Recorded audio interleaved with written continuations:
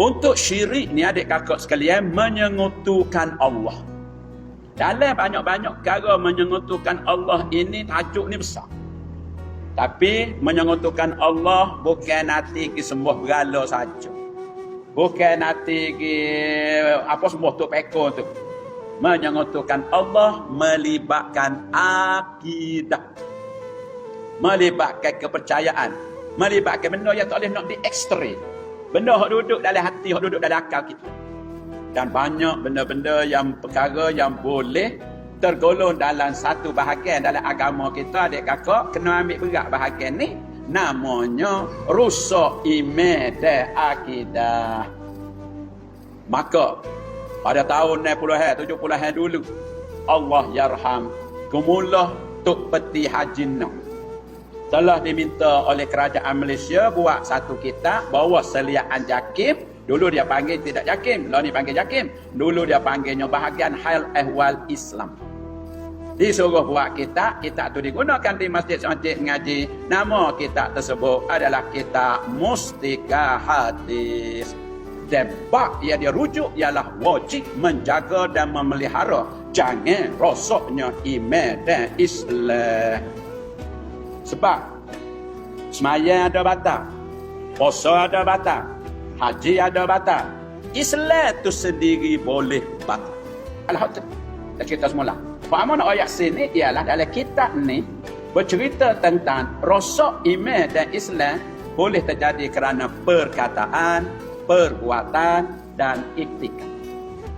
Maka sama-samalah kita nombor satu, jaga molek iktikad kita. Jangan percaya benda-benda hak ngarut-ngarut. Kamu nak royak benda-benda hak ala roi apa semua tu, kalau melibatkan ada acara-acara tertentu, muncul tak muncul ke apa tu, percaya kepada benda-benda azimat wafat kerih ke apa, kita bimbang dia takut menjuruh ke arah itu. Sebab Allah marah benar dosa syirik. Hai, hak tu sikit ahli.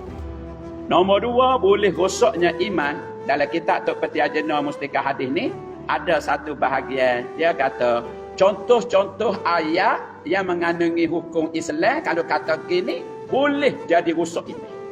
Contoh dia kata, dia beri sini 10 contoh. Pertama, apabila orang buat benda-benda Islam, dia pun soal hukum gapo ni belah ni. Perli tu.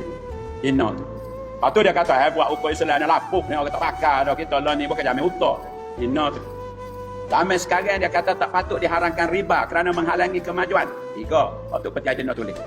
Nombor 4, zaman serba maju ni kaum wanita tak perlu lagi tutup aurat. Mula di padai pasir, ribut pasir, lepas tu kena tutup tu. Nombor 5, berzina suka sama suka mana haram? Mungkin dia reta, saya pun reta. Ya kena minum arak bertujuan untuk nak menyihatkan badan, nak buat ibadah. Apa salahnya? Nombor 7, berjudi kalau masing-masing rela terima hutang rugi. Apa salahnya? Kalau selalu duduk ikut Islam, siapa kemah pun kita tak maju. Nombor 9, perbuatan yang tidak beradab. Apabila cerita padanya, Nabi jelak sisa jari ni tangan dia jelak daripada sisa makanan. Maka dia beli. Oh, lah ngotor buat gitu. Lepas tu soal lagi, memperli benda-benda yang berkait dengan agama. Semua benda-benda ni nampak kecil je, tapi dia boleh merosakkan iman. Dalam kitab Mustika Hadis sebut rosak iman kerana perkataan.